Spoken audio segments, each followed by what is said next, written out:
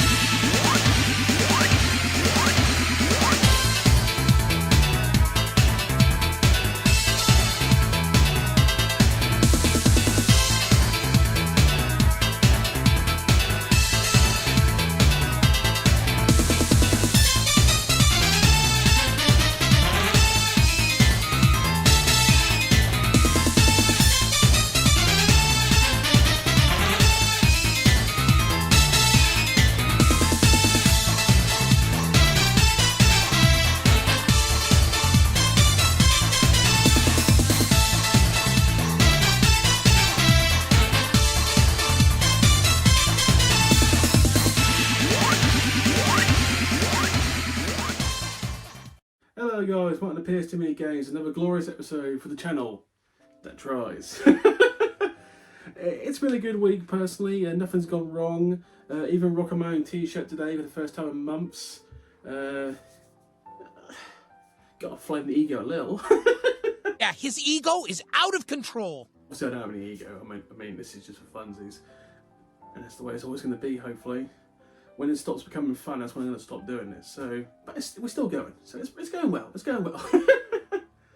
So today we're going to concentrate on two CXs. Cex Chesterfield, which was quite a good place. The Cex Sutton and Ashfield, which was a terrible place to get to, and was alright. Oh god. Tale of two towns, if you will, baby. Went a bit dusty roads there for a second. One week for the channel, obviously the vlog. I always enjoy doing those. They're like the marmite of this channel. You're going to like my vlogs, so you're going to hate them. You'll find them, there's no middle ground. Then obviously we had the episode of Cataract CX, and obviously the game from a fan from Known Mac and DX Plays. They're the online names. Once again, thank you for that. That was a game I actually did need, and a game I hadn't seen for some time, so getting that was genuinely a nice thing to do. You know what I mean? You know what I mean? It was genuinely a nice thing to receive. Thank you once again. And Cataract was a decent CX, it really was. Especially when I found Geturo Man. Geturo Man. I don't know why I like saying Geturo Man, but I do. I'm probably pronounced it incorrectly, but who cares? I like this thing. Who cares? Future episodes coming up, obviously, after this. I'm going to have to do an episode on how to remove stickers. It's in the works. Just got to get enough of the chemical I use. And we're going to be doing some sticker removal. It's going to be interesting. No, it's going to be average. Oh, the honesty sometimes is a bit too honest. Anyway, back to today's episode. Today we have 6 games. I know 6 games, it's been a while. But it's the last 2 CXs from my August adventures, and I got to that point where it's been nearly a month since those adventures, and I need to do them sooner rather than later, because I'm going to forget about certain places and reasons why I like them or dislike them. Some of the problems at PS too many games, the memory is not what it could be. It's shit. Side note, as I'm missing the Milton Keynes game marker, the next game marker I'm going to aim for is Nottingham. It's a gaming market in Nottingham in October. That's probably what I'm going to aim for. Also, there's a gaming event in Norwich at the end of either October or September. I'm probably going to hit that one too. Oh, by the way, before anyone's asked anything, yeah, you notice this? Yeah, okay, so these are just like some dried marks, right? For those who don't remember, I mentioned this a couple of times, I'm currently on the waiting list for a surgery. I currently have a cyst in my head, in my face to be real. So I've had issues with a cyst problems since the last 10 years. It was okay, cysts are reasonably common things, everyone gets them occasionally, you just have to drain them, clean them out. Problem is, where this cyst turned up was in one of the most awkward parts of the body, jaw area. That in fun. I've had literally 5 surgeries on the inside of my mouth to like try and drain the whole thing. If you don't drain the cyst completely, it will come back, and it's very hard to do if it's jaw bones on the inside. So this time they've told me they're going to have to cut me from the outside. So I'm going to have a scar like that way. And if I don't know anything with scars, I'm all for it. Give me a fucking good looking scar. Slice me open, doctor. But anyway, you see this right here? That is literally, because obviously cysts generate obviously pus, and obviously it's stuff you don't need, and the pus has got to go somewhere. The cyst doesn't stop. So it'll either go one of 2 ways in the face. I'll either go in the mouth, so I'll constantly drinking pus, which thankfully it's not done, or it leaves through the other side, outside the face. And this cyst has chosen to do the second one, and it's actually, I'm very, very lucky that this cyst is not a smelling pus cyst, because sometimes pus smells horrific. There's no smell to this, so I'm very lucky with that. But it does drain occasionally, and you'll be sitting around for like 2 to 3 to 4 hours. And you just get up and literally, like I've just done right now, you go to record, and then halfway through the record you realise that's come out of my head. It's a very small like hole kind of thing, but it occasionally will drain. So I wash it and clean it obviously I had to do. If I don't, I'm going to get infections. So, but I've been dealing with this for 2 years, and I'm still on the waiting list. So I'm getting a bit tired of it. So occasionally with black t-shirts, you'll see that from a distance. And on the PS Too Many Games t-shirt, it just sticks out like a sore thumb. But I get to that point where when you go through 2 or 3 t-shirts a day, it's just a pain in the ass. So that's what that is. That's nothing else. That's just literally a little dry. I'm sorry, but it's like that's what that is. That's not a case I don't wash my t-shirt. It's a case of I've only been wearing this for like an hour and a half, and already I've got to wash it. One of the issues I have in my life, and I've just got to wait until the NHS is my turn. So just remember that sometimes. Remember that this man constantly has to wipe his face because his face is leaking. That's just nasty, and I'm sorry if people don't like that. It's just I need to explain it, because sometimes when you move my jawbone, like the wider I open this, the more chance it is, because I've been excreting, because I have to keep moving my jaw. If I didn't move my jaw and didn't leak, side of my face would actually inflame out, and I wouldn't be able to open my jaw. The second and third surgery I had on this, I literally could not open my mouth. And when you can't open your mouth, it's classed as a class 2 surgery, which means they have to do it pretty much. It's not life-threatening, but they got to do it like sooner rather than later. So the last time I had a surgery, I went to the A&E, and because I couldn't open my jaw, I had the surgery inside 3 days, because obviously not being able to eat is considered an issue. But this time, because last time was the most successful surgery I had, they got rid of like 9% of the cyst. There's like 10% left. I've got complete freedom of moving the jaw. It literally doesn't stop me doing anything in life. It's just kind of annoying. So it's not making me suffer. It's just like constantly getting poked in the face. It's just annoying. Like constantly just staring there getting poked. After a while, you're like, stop it. Anyway, I'm sorry to explain that so much out of nowhere, but I literally looked in the camera and saw that. So it's like, well, I'm halfway through recording. I best explain it. It sucks. Anyway, where was I? Anyway, back to what it's all about. CX's. Chesterfield CX is one of the best ones I've ever been to, and there's many reasons. One, the location was easy to get to. 2, the organisation was pretty good, but the customer service is some of the best I've ever had, and the fact that I might have flirted a little with the person else serving me, the lady, and also leaves warm in the memory. So yeah, very good time at Chesterfield. I want you to stop flirting with women. Whereas Sutton and Ashfield, which was one of the hardest places I had to get to because the road system is the literal shits, really is by the way, once I got there, the town reminded me of Great Yarmouth. And that's not a good thing. But the CX itself was pretty good, well organised. Managed to get 4 games there. So, 6 games. Yeah. Anyway, we're going to throw a commercial break in now because there's nothing really else to address in this episode apart from my medical issues. And I'll see you on the other side, guys. See you in a second.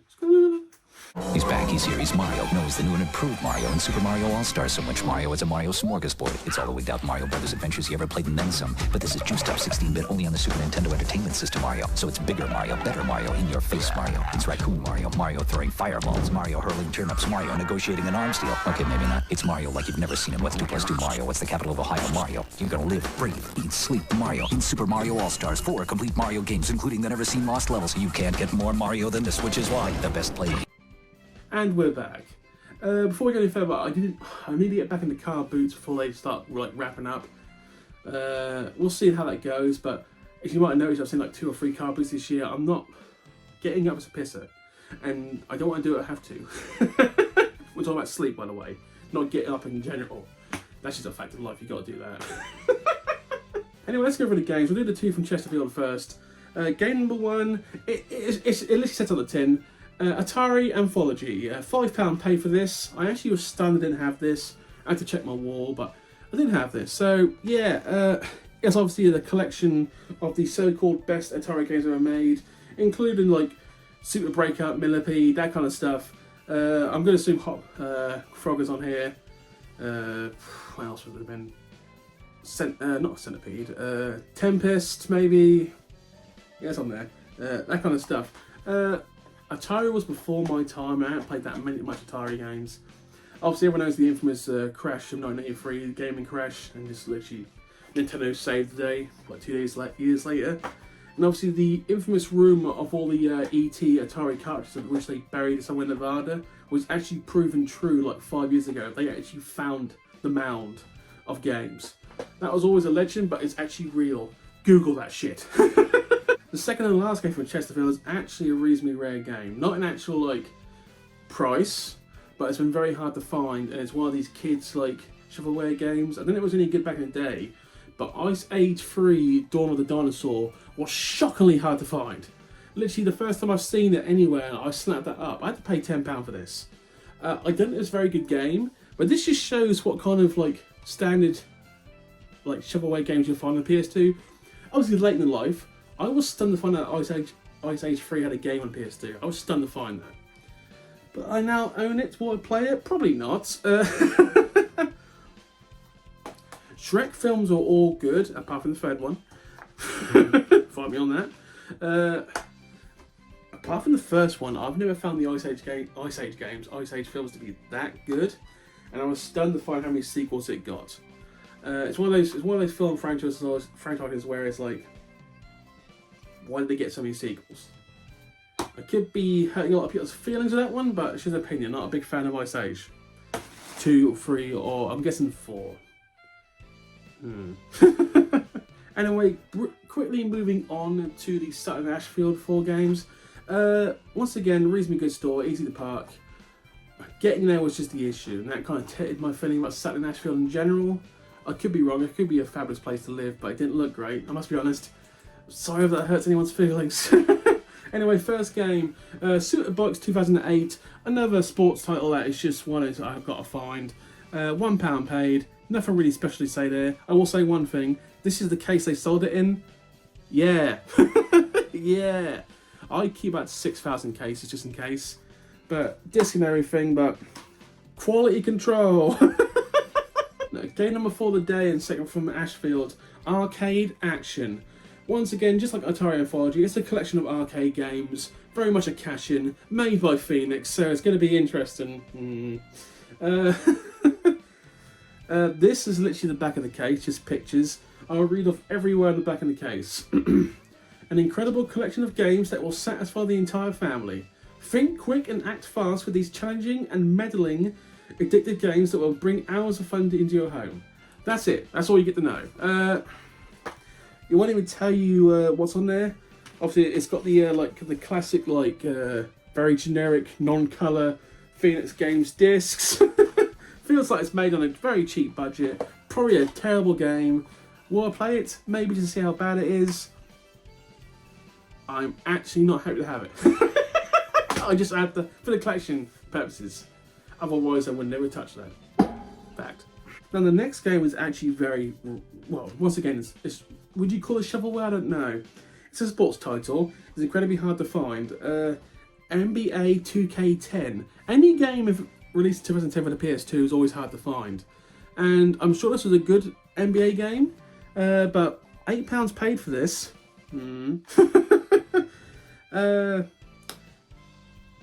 I'm sure it was a good game back in the day, but the fact that to pay some ridiculous sums for some sports titles because they were later in the life of PS2 kind of sucks. This is one of them. I will say, I have in the past PS2 played. I did used to love that. How can I put this? I was a big fan of basketball, but I'm so out of touch with basketball in the last 15 years. How can I put this? When I was playing, these are some of the names that were around when I was playing. Vince Carter, Vinsanity, Jason Kidd, Kevin Garnett, Lutrell Sprewell. Awesome name. So we're talking maybe late noughties, early 2010s. So that kind of era. And obviously Kobe Bryant and the real deal Shaquille O'Neal, who made 2 terrible films. I still like you, Shaq. The sixth and last game of the day. Paid £12 for the next game, and I must be honest, like the Harley Davidson game from a couple of weeks ago, I'm a bit sad to pay so much for a game. TT Superbike Legends. Now, I like Superbike games. £12 for a TT superbike game. That's hard. That's hard. For those who don't understand what it means, once a year, the Isle of Man TT. Basically, it's a race, motorbike race around the entire Isle of Man. For those who don't know where the Isle of Man is, it's somewhere. It's an island, I think, west of Liverpool, in that area. It's not a big island, so you can go around it. But it's also the Isle of Man TT. To this day, is one of the most dangerous motorbike races in the world. Many people have died in that race from crashes because it's just normal roads. It's like no barriers. It's just you crash the wrong place, you're hitting a brick wall, you fucking die. There's no joke. It's just that's how dangerous the race is. To this day, like the Dunlop family, who are still very popular, win that race. But you got to be brave to race in that. Be fair, you got to be brave doing over 150 on a motorbike anyway. I mean that's some top-notch bravery. No joke there. It's just, it is impressive, but I don't know how much they win for the Isle of Man TT, but it better be worth it. That's all I'm saying. But that's the last TT game I had to get, so I ain't got to look for those anymore. So that's a win. That's a win. Well, I'm going to have to go on some kind of game hunt soon because I haven't been on a game hunt since the start of August. I've been saving money for certain things, and now I've got monies. There's a bar I'm going to be doing next week. I've once again bought from Dan a Dude, and he's found 2 games that I am ecstatic to be having. That's going to be his own episode, those 2 games, because both games on themselves will be a win for me, but a double win, and they look in amazing condition. We'll find out when I get them. So that's the reason I'm getting a CX Roulette, because I got those 2 games, but I think I'm going to treat him like a CX Roulette. And the fact that we're now in this room, and the old room's sitting there, I can actually film like a proper, like, I can do a lot better filming with CX Roulette, to put it that way. So that's be coming up. Episode about cleaning the stickers off, that'll be coming up. And obviously any other episodes. I've got to go to the last level game sometime soon. I've been there for a month. So I've got a lot of plans coming up. Might go to the lower stuff CX. I haven't been there in literally months. So we'll see what happens. Anyway, thank you for watching. Please comment, like, subscribe. It's one of those YouTube things you have to say. I don't like saying it. It's needy. I don't want to be needy. I really don't. Thank you for watching. Have a good day, guys. Thank you.